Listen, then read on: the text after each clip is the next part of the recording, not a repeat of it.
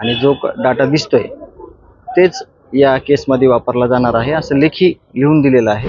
प्रत्येक तारखेला काहीतरी खोडा काढून किंवा काहीतरी कशी तारीख पुढची ही तारीख कशी टळेल याचा प्रयत्न चालू आहे.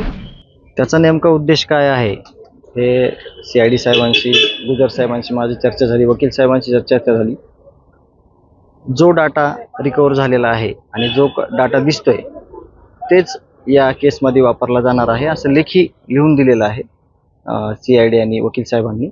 परंतु त्यांना त्यांचं काय जे म्हणणं आहे ते वेगळ्या शब्दात लिहून पाहिजे. परंतु तो विषय कोर्ट आणि जे IO आहेत, आपले जे वकील आहेत, ते त्याचं उत्तर देणार आहेत. परंतु प्रत्येक तारखेला काहीतरी खोडा काढून किंवा काहीतरी कशी तारीख पुढची ही तारीख कशी टळेल याचा प्रयत्न चालू आहे. परंतु लवकरच या संदर्भात पुढच्या तारखेपर्यंत निर्णय घेतला जाईल. आरोपी विष्णू चाटो यांनी बँक व्यवहार आणि इतर व्यवहाराच्या अनुषंगाने जनरल पॉवर ऑफ अटर्नी देण्यात यावी अशी मागणी कोर्टाकडे केली. मुखत्यारपत्र कोणाला तरी देण्यात यावं किंवा बँक खाते व्यवहार हे सुरळीत करण्यात यावेत. आता गाडीचे हप्ते आणि इतर व्यवहारही थकलेले आहेत असा जो अर्ज आहे तो कोर्टाकडे केला. नाही, ते म्हणणं सगळं जे आपले वकील आहेत ते वकील साहेबांमार्फत देण्यात येईल.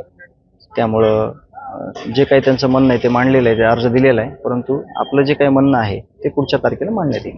मात्र बँके खात्याच्या व्यवहाराच्या अनुषंगाने एक परवानगी मागितली जाते, काय कारण?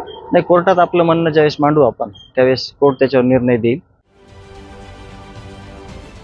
महाराष्ट्रातील सर्व बातम्यांचे विश्वासार्ह व्यासपीठ,